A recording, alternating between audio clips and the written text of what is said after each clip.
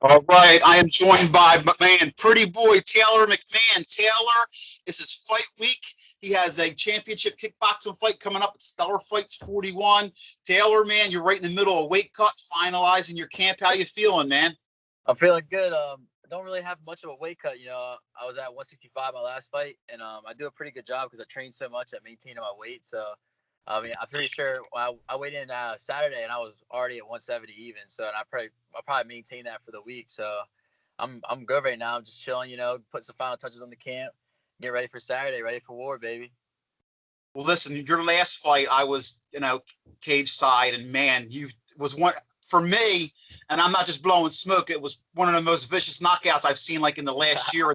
First round, I'm surprised it went past the first round because I thought you really rocked him and with that head kick, and then you Yeah. came back the second round and did the same thing. Were you surprised that fight even went to the second round?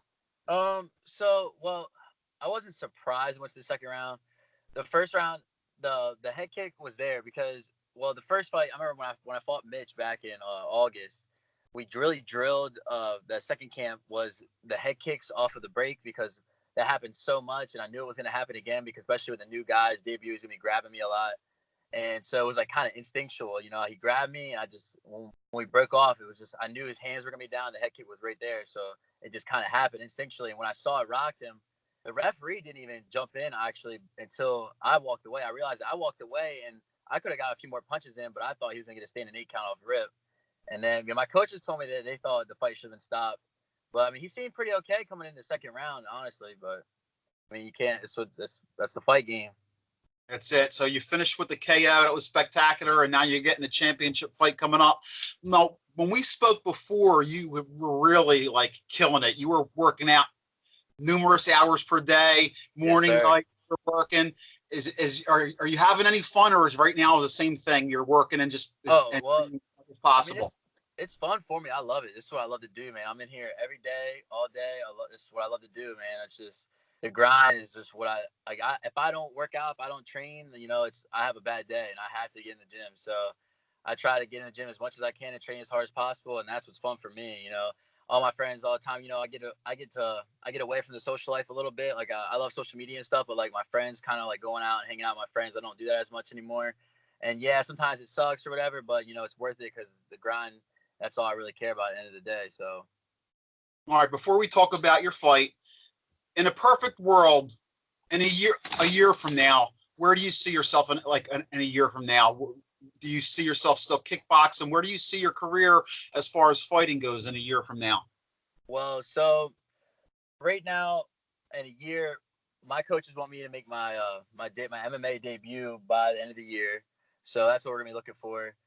But a lot of people don't realize, a lot of people don't know, there's a lot of people don't realize is that I just this is my first year finally training. So I started training when I was 18 years old. I turned 19 in February. I turned 19 actually 2 days before my last fight, and so I've only got a year in right now. So my ground game is good, but I'm trying to get it better. I want to be top level ground game. So I don't because I love I'm a stand up guy. I love to stay in the bang. I love to fight. But so I just don't want to go in there and rush the MMA thing too early and get in there and then get submitted or something early when I really want to show off my stand up when it comes to getting in there with MMA. So right now we're working on just the ground game, especially after this fight. We're gonna focus this summer. I'm gonna take this summer off. I'm not gonna go on any camps. I'm just gonna focus on mostly get my ground game good, and then I want to fight. I haven't said this yet, but I'm gonna say it Saturday night when I get the mic handed to me. I'm gonna call out. I want to fight for the 155 title. I'm gonna go down to 155, probably either the August card or November card. Try to get that, and then after that fight, make the MMA debut. So that's the goal for the rest of the year. And then once I make it my MMA debut, it's just downhill from there. So your future is a lightweight, even though this fight's at 70. You see yourself as a Yeah, lightweight yeah. My competing as your coaches, career goes. my coaches know, and I know myself that for the next level, to make it to the next level, I'm gonna have to go down to 155.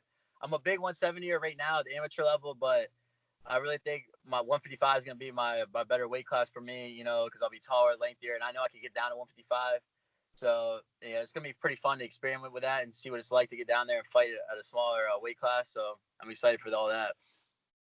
Well, I've seen a nice, very respectful banter between you and your opponent, David Buettner, on Yes, sir, of social media, course. on his article, so I really like that. I love the sportsmanship you're showing. But let's talk about that fight, David. Obviously he's a little older than you and has some more experience. When you get in that cage and the door is closed, what do you do to have to get that victory?